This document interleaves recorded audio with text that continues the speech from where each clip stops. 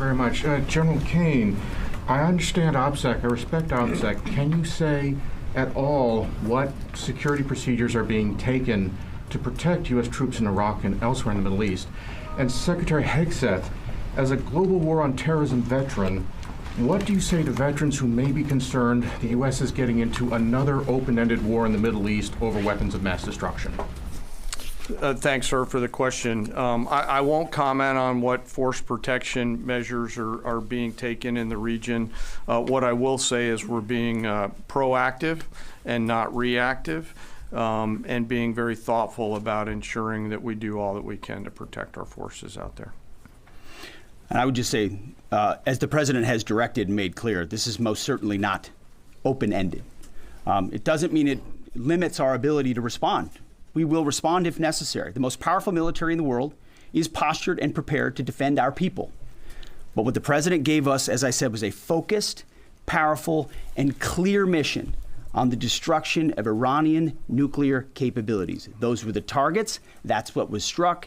That's what was overwhelming. That's what was overwhelming. That's what the Iranian regime needs to understand, as the President put out last night.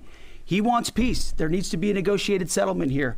We ultimately demonstrated that Iran cannot have a nuclear capability. That is a very clear mission set on this operation. Yes, hold on. Yes, right there. Thank you, Mr. Secretary. Question for the Secretary and the Chairman. How was this strike coordinated with the Israelis on a strategic level, militarily, and on a tactical level? Was there any direct Israeli military participation in this operation? Well, I would say certainly Israel had an incredible military success, especially at the beginning and ongoing, in degrading Iranian capabilities, in degrading Iranian launchers, MRBMs. It's been incredible to watch what our ally Israel has been able to do. And there certainly have been conversations. I mean, General Kurilla at CENTCOM has worked closely in the defense of Israel for many years. And part of this operation was the defense of Israel and the ongoing defense of Israel. But as it pertains to this strike, this was U.S. operated and U.S. led. We took advantage of some of the preparatory work that's been done over the past week and a half in terms of axis of approach. I won't get into the particulars, but as the Secretary said, it was a U.S. strike. We made sure we were not in the same piece of airspace and sky. Aside from that, that was the extent of it. We'll take a couple more. Yeah, right there.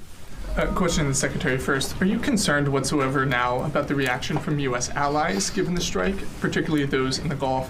And to the Chairman, if I may, I understand you don't want to speak to specific assets and force protection measures, but do you anticipate at least having to bring in any further assets from other theaters to aid in force protection over the coming days? We certainly understand the challenges of allies in the region, and we have been respectful and in working in collaboration with them as it pertains to basing and sensitivities there. Ultimately, they've got a lot of assets and people in those locations also where American troops are co-located. So that's a consideration of ours. We've been in close consultation with them, and we appreciate the support that we have got. Thanks for the question on sort of the global picture. And as you know, that's one of my jobs, is to look globally at the entire range of challenges. We are always carefully considering our force posture around the world and then offering options to the Secretary and to the President. I won't comment on any future things, but the American people should know that we carefully consider those moves around the world and try to modulate as needed our force structure in the region. Absolutely. Yeah, right here. Thank you. What communications are being sent to the Iranians right now, and is there any possibility of diplomacy now or in the coming days? I can only confirm that there are both public and private messages being directly delivered to the Iranians in multiple channels, giving them every opportunity to come to the table. They understand precisely what the American position is, precisely what steps they can take